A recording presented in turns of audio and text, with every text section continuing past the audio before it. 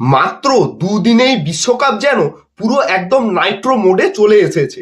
আর বিশ্বকাপকে এই নাইট্রো মোডে নিয়ে আসার কাজ করেছে তথাকথিত ছোট ছোট দল, মানে অ্যাসোসিয়েট দেশ, যারা বিশ্বকাপ খেলার সুযোগ পেয়েছে। এই যেমন বিশ্বকাপের প্রথম match Netherlands versus Pakistan match, তারপরে 3 নম্বর match Bharat versus USA match, আর দ্বিতীয় দিন যেটা হলো একটা দুর্দান্ত রোমাঞ্চকর ম্যাচ ইংল্যান্ড আর নেপাল দলের মধ্যে। আর এই ছোট ছোট অ্যাসোসিয়েট দেশগুলো বারবার কিন্তু প্রতিটা ম্যাচে বুঝিয়ে দিল তারা এই বিশ্বকাপে শুধু নিয়ম রক্ষার ম্যাচ খেলতে আসেনি, তারাও কিন্তু এই বিশ্বকাপের সব থেকে বড় বড় দলগুলোকে সমানে সমানে টক্কর দিতে এসেছে এবং মাঠে তারা সেটা করেও দেখাচ্ছে। যেমন নেদারল্যান্ডস পাকিস্তানকে প্রায় হারিয়েই দিয়েছিল, ভালোই নাকানি চোবানি খাইয়েছিল পাকিস্তানকে। শুধুমাত্র 19 নম্বর ওভারে নেদারল্যান্ডস একটা ভুল করে বসলো, একটা ক্যাচ মিস হলো, আর সেই ওভারে 24 রান দিয়ে দিল নেদারল্যান্ডসের বোলার। তার ফলাফল স্বরূপ পাকিস্তান কিন্তু ম্যাচটা জিততে পারলো, না হলে পাকিস্তানের কপালে প্রথম ম্যাচটা হার লেখাই ছিল।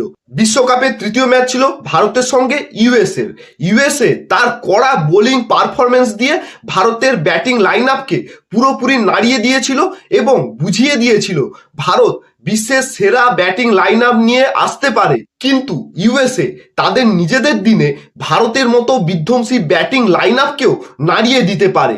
আর দ্বিতীয় দিনে ইংল্যান্ড নেপাল ম্যাচের কথা আর কি বা বলবো, এরকম ম্যাচ খুব কমই দেখা যায়। নেপাল প্রথম থেকেই দাঁতে দাঁত চেপে ইংল্যান্ডের সাথে সমানে সমানে টক্কর দিয়েছে, পুরো 20 ওভার ইংল্যান্ডকে শান্তিতে থাকতে দেয়নি।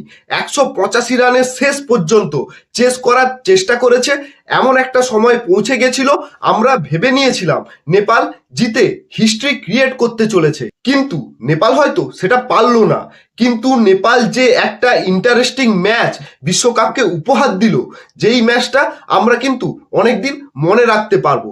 এইভাবে ছোট ছোট অ্যাসোসিয়েট দেশগুলো তাদের দুরন্ত পারফরমেন্স দিয়ে বুঝিয়ে দিচ্ছে যে 20 দলের বিশ্বকাপ হওয়া নিয়ে যে বিতর্কটা উঠেছিল, সবাই বলেছিল যে বিশ্বকাপের মান এতে অনেক পড়ে যাবে, এটা কিন্তু একদমই ভুল। এইসব ছোট ছোট অ্যাসোসিয়েট দেশরা তারা ক্রিকেটকে গুরুত্ব দিয়ে বিশ্বকাপের মতো টুর্নামেন্টে এত ভালো পারফরমেন্স করছে। এতে তো আসলে ক্রিকেটেরই প্রসার এবং প্রচার দুটোই বাড়ছে প্রচুর দেশের মধ্যে।